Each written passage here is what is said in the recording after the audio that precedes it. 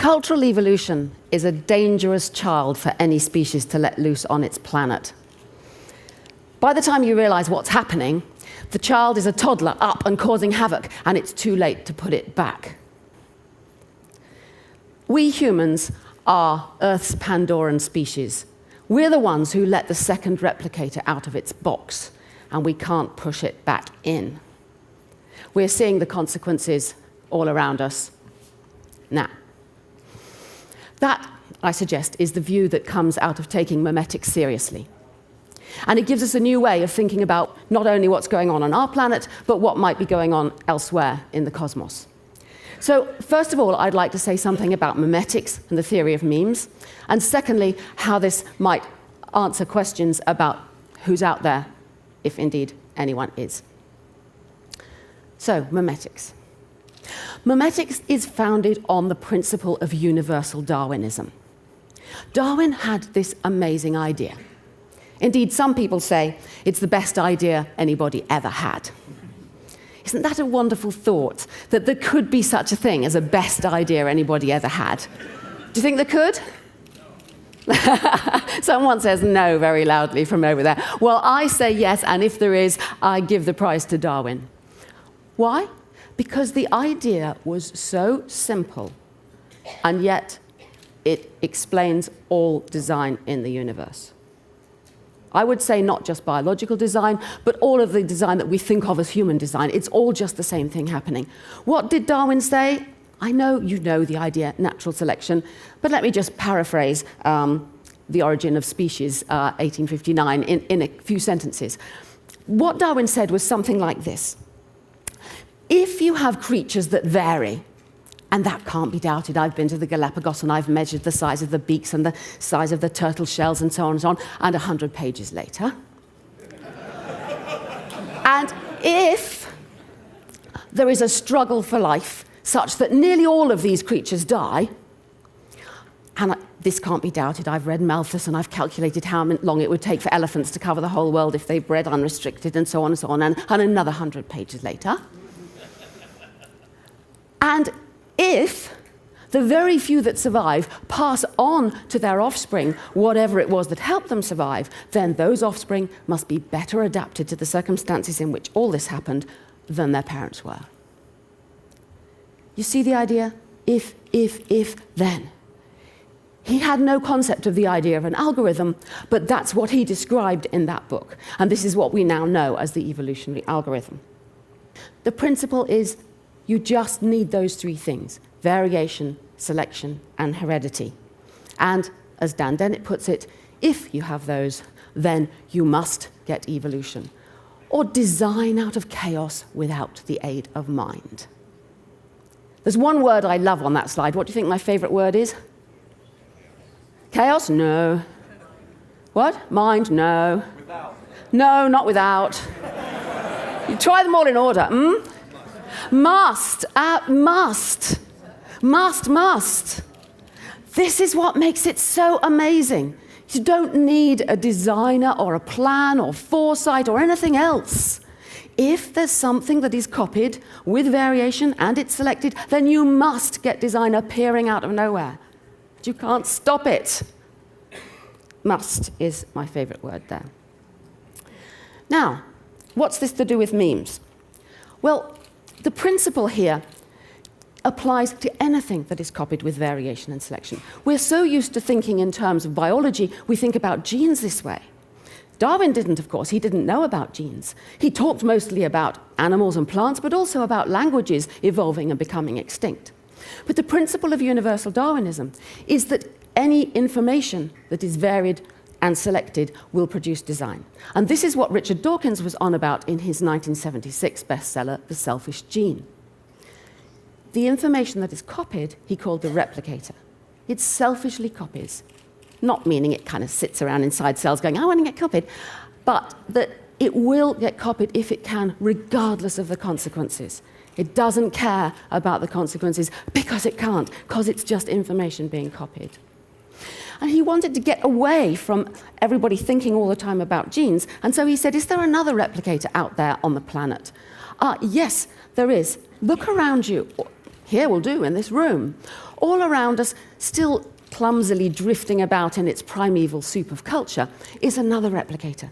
Information that we copy from person to person by imitation, by language, by talking, by telling stories, by wearing clothes, by doing things.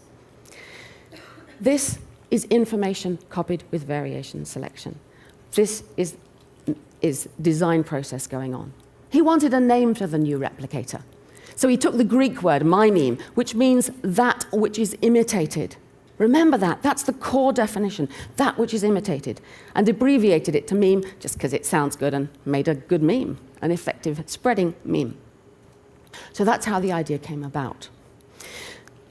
It's important to stick with that definition. The whole science of memetics is much maligned, much misunderstood, much feared, but a lot of these problems can be avoided by remembering the definition. A meme is not equivalent to an idea. It's not an idea. It's not equivalent to anything else, really. Stick with the definition. It's that which is imitated, or information which is copied from person to person.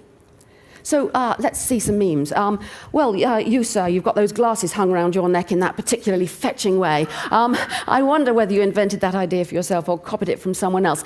If you copied it from someone else, it's a meme. And what about, I can't see any interesting memes here. Who's got some interesting memes for me? Your earrings. Now I don't suppose you invented the idea of earrings. You probably went out and bought them. There are plenty more in the shops. That's something that's passed on from person to person. All the stories that we're telling, well, of course, TED is a great meme fest, masses of memes.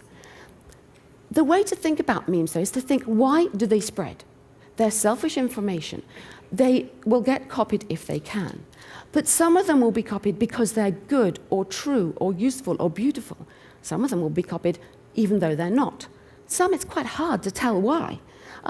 There's one particular curious meme which I rather enjoy, and I'm glad to say, as I expected, I found it when I came here, and I'm sure all of you found it too. You go to your nice, posh international hotel somewhere, and you come in and you put down your clothes, and you go to the bathroom, and what do you see? Pardon? Soap, yeah. What else you see? Sink, toilet. Yeah, these are all memes. They're all memes, but they're sort of useful ones. And then there's this one. What is this one doing? This has spread all over the world. It's not surprising that you all found it when you arrived in your bathrooms here, but I took this photograph in a toilet at the back of a tent in the eco camp in the jungle in Assam. Who folded that thing up there and why? Some people get carried away. Other people are just lazy and make mistakes. Some hotels exploit the opportunity to put even more memes with a little sticker. What is this all about? I suppose it's there to tell you that somebody's cleaned the place and it's all lovely and, actually all it tells you is that another person has potentially spread germs from place to place. So think of it this way. Imagine a world full of brains and far more memes than can possibly find homes. The memes are all trying to get copied. Trying, in inverted commas, i.e. that's the shorthand for, if they can get copied, they will. They're using you and me as their propagating, copying machinery. And we are the meme machines. Now, why is this important? Why is this useful, or what does it tell us? It gives us a completely new view of human origins and what it means to be human. All conventional theories of cultural evolution, of the origin of humans and what makes us so different from other species, all other theories explaining the big brain and language and tool use and all these things that make us unique, are based upon genes. Language must have been useful for the genes. Tool use must have enhanced our survival, mating, and so on. It always comes back, as Richard Dawkins complained all that long time ago, it always comes back to genes. The point of memetics is to say, oh no, it doesn't. There are two replicators now on this planet. From the moment that our ancestors, perhaps 2.5 million years ago or so, began imitating, there was a new copying process. Copying with variation and selection. A new replicator was let loose. And it could never be, right from the start, it could never be that human beings who let loose this this new creature, could just copy the useful, beautiful, true things and not copy the other things. While their brains were having an advantage from being able to copy lighting fires, keeping fires going, new techniques of hunting, these kinds of things, inevitably they were also copying putting feathers in their hair, or wearing strange clothes, or painting their faces, or whatever. So you get an arms race between the genes which are trying to get the humans to have small economical brains and not waste their time copying all this stuff, and the memes themselves, like the sounds that people made and copied. In other words, what turned out to be language, competing to get the brains to get bigger and bigger. So the big brain on this theory is driven by the memes. This is why in the meme machine, I called it mimetic drive. As the memes evolve, as they inevitably must, they drive a bigger brain that is better at copying the memes that are doing the driving. This is why we've ended up with such peculiar brains, that we like religion and music and art. Language is a parasite that we've adapted to, not something that was there originally for our genes on this view. And like most parasites, it can begin dangerous, but then it co-evolves and adapts, and we end up with a symbiotic relationship with this new parasite. And so from our perspective, we don't realize that's how it began. So this is a view of what humans are. All other species on this planet are gene machines only. They don't imitate at all well, hardly at all. We alone are gene machines and meme machines as well.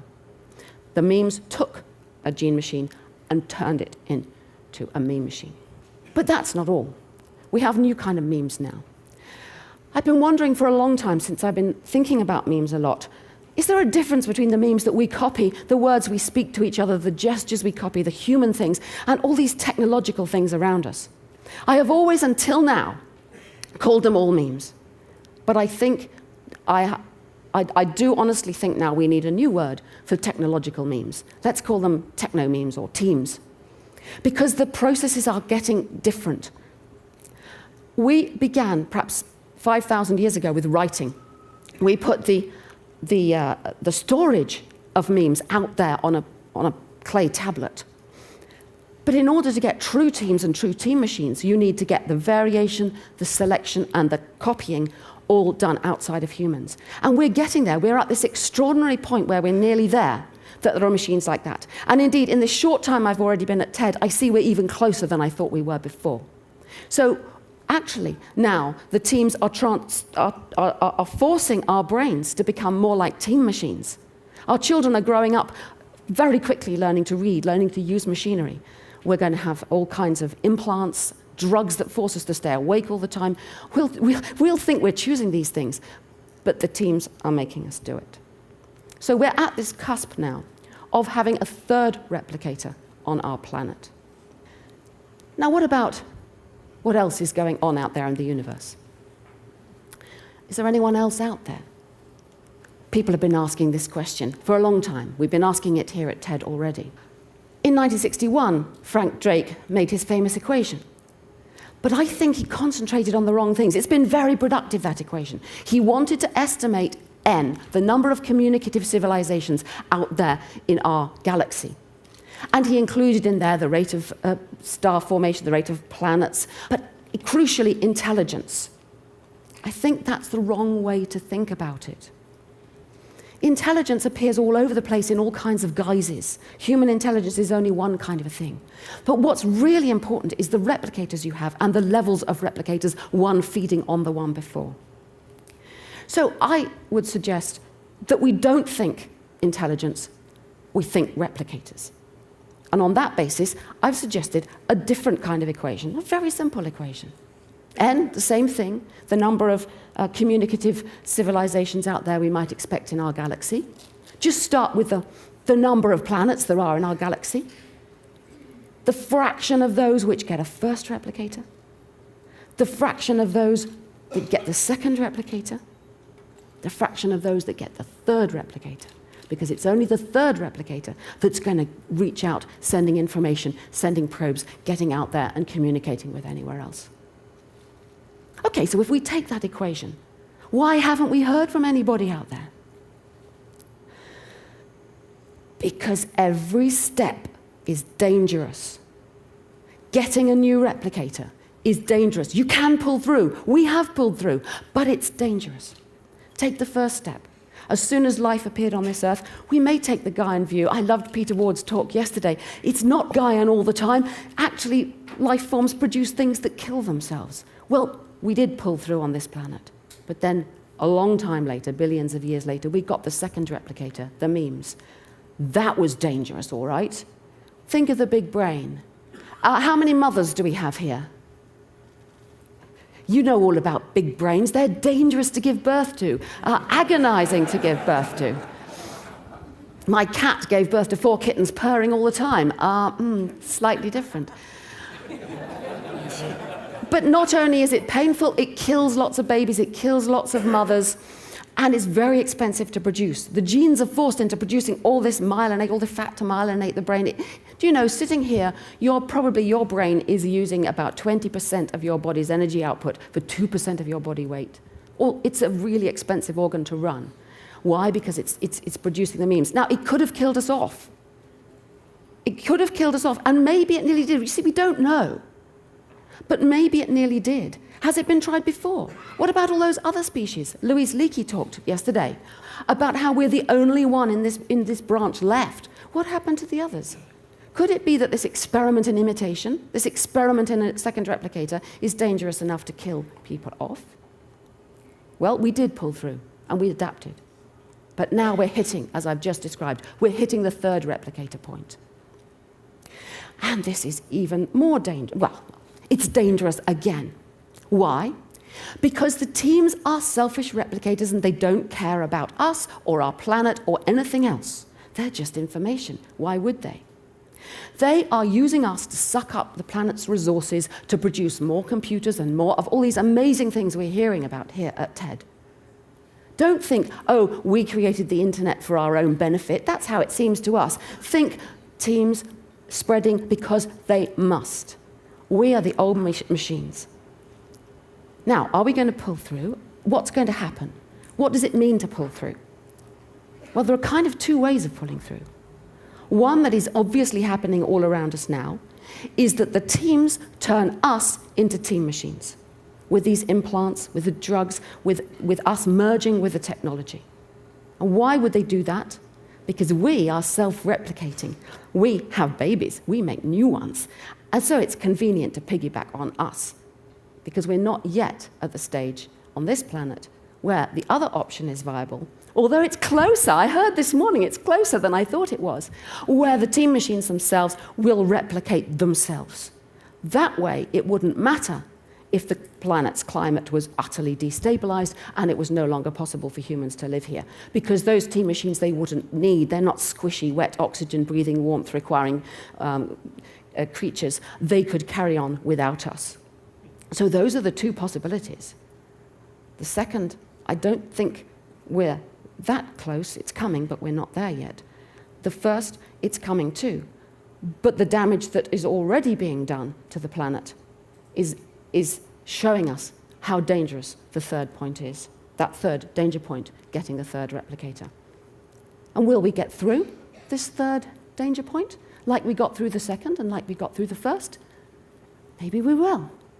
Maybe we won't. I have no idea.